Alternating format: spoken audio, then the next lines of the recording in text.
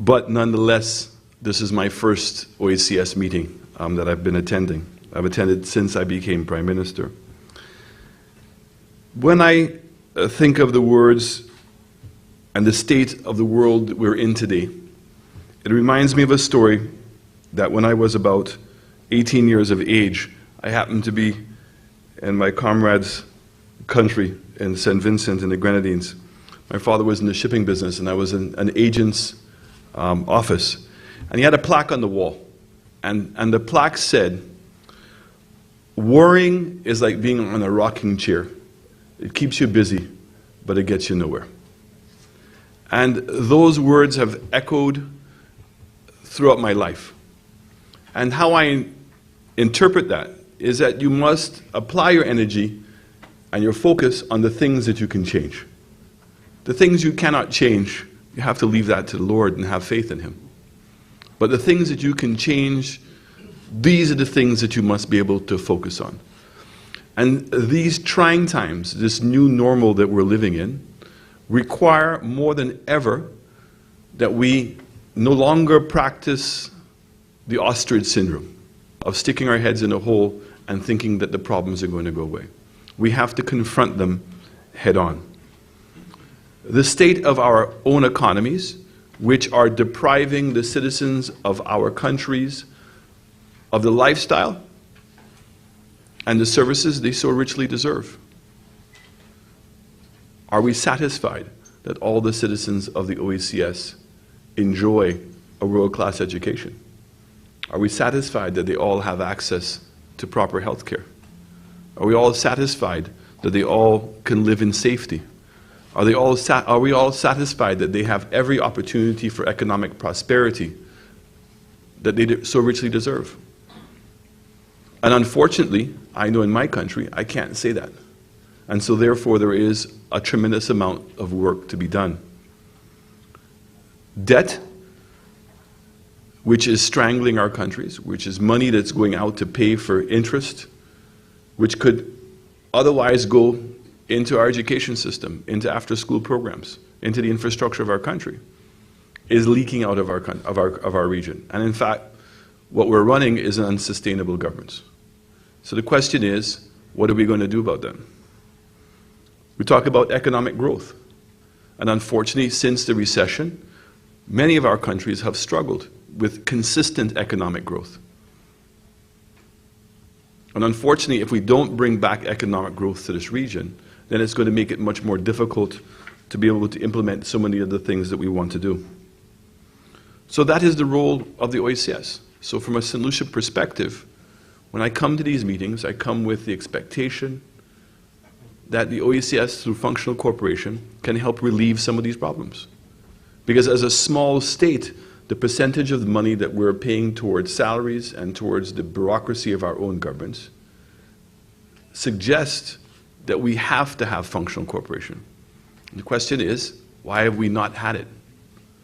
And so we come here with a fresh hope and aspirations that we could make some difficult decisions. Decisions in which allow us to have a better government and to be able to reduce the amount of monies that we're spending on our own national governments and share in those responsibilities. Crime. Every country is lamenting the state of crime. Why is it that we cannot have a common police force? Why can't we take the best that we have and have them become the OECS? Why don't we have a singular forensic lab? Why don't we have a singular database system? Area of education. We still don't have common curriculums. What are we doing to work together to make our education system more effective? I know in my country, we lament the fact that the education system has failed our economy because we're not educating our kids to be functionally operative within our economies. How do we know that? They can't get jobs. We're not seeing innovation. We're not seeing any level of entrepreneurship. Healthcare. In my country, we cannot afford the current system of healthcare that we have. It's not delivering what we're supposed to be. And we believe that we need to go to a healthcare insurance. How much more advanced would this region be if we could collaborate and obtain a singular healthcare insurance program? So instead of having 67,000 people from St. Lucia, you could potentially have as much as 600,000 people from the OECS. And how much better off would we be? And this idea of health excellence, meaning that each of the countries are going to have an area of excellence that they're going to provide. If you have now a singular insurance provider, that is a way of ensuring that we have the level of integration in this area. Foreign affairs. Can we continue to afford to have our own embassies all over the world?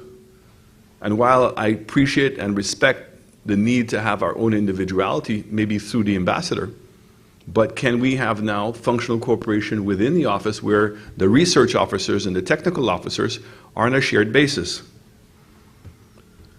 Aviation. I've spoken for many years and very loudly as to what my personal feelings are about aviation. But the fact is that when we look at the reports, the number of people traveling within this region has shrunk. Just in speaking to some of the people who've attended the meeting here today, who've come from not so far abroad as just within the OECS, the difficulty that they had getting here.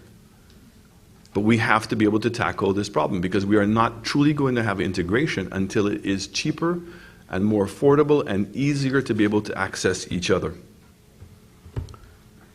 The last one point I want to make is I believe that the OECS can play a significant leadership role when it comes to the SIDS.